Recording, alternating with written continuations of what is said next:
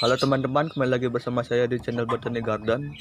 Pada kesempatan kali ini kita akan mencari tahu apa saja yang menyebabkan penyakit jamur hitam pada tanaman bougainville ini dapat terjadi, teman-teman. Dan bagaimana cara mendeteksinya dan apa akibatnya jika penyakit ini terus dibiarkan, teman-teman. Terlebih dahulu kita akan mencari tahu apa saja yang dapat menyebabkan tanaman bougainville ini terserang penyakit jamur hitam, teman-teman. Seperti ini, teman-teman lihat. Untuk penyebab yang pertama itu biasanya teman-teman itu penyakit jamur hitam biasanya datang saat musim hujan, teman-teman.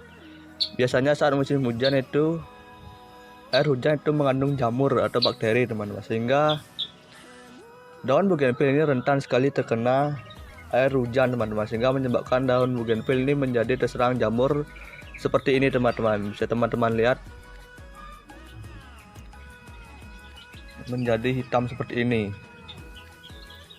Nah, penyebab yang kedua itu biasanya karena air hujan itu mengendap pada pucuk daun tanaman, teman-teman. Seperti kasus tanaman bougainville yang kedua ini, pucuknya itu menjadi hitam, teman-teman, akibat air hujan yang mengendap terus dibiarkan, teman-teman, seperti ini,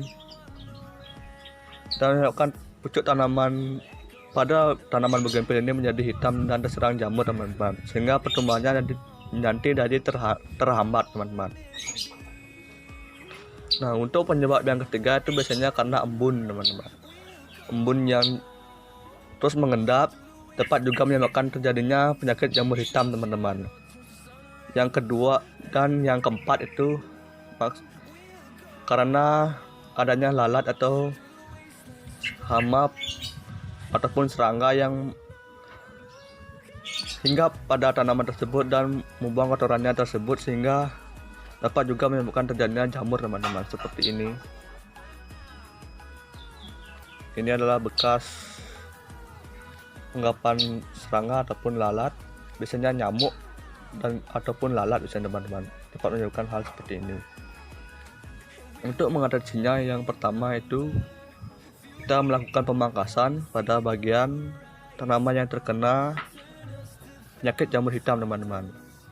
Sebelah sini kita pangkas. Bagian sini pun tidak apa-apa, teman-teman, ya, karena batang ini juga terinfeksi.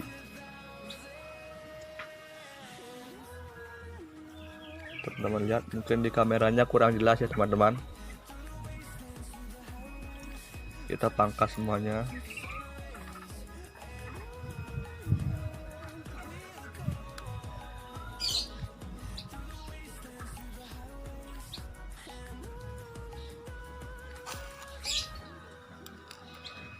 Setelah kita pangkas semuanya daun yang terkena penyakit jamur hitam, langkah kedua yang harus kita lakukan yaitu adalah pemisahan, teman-teman.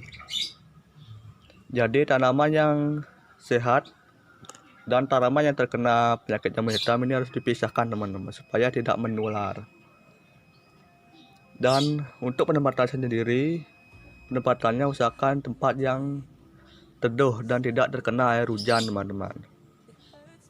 Untuk yang langkah ketiga, ini adalah langkah yang jika tanaman tersebut sudah terlanjur parah, teman-teman, bisa kita semprot menggunakan fungisida. Ataupun langkah yang keempat, setelah biasanya terkena hujan, kita dapat menyiramnya, teman-teman.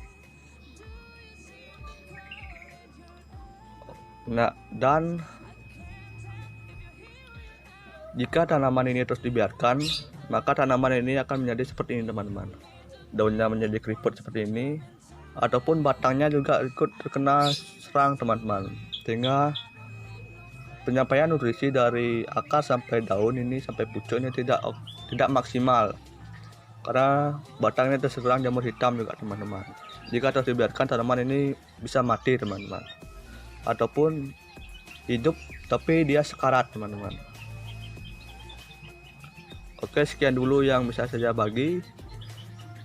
Sampai jumpa di kesempatan berikutnya.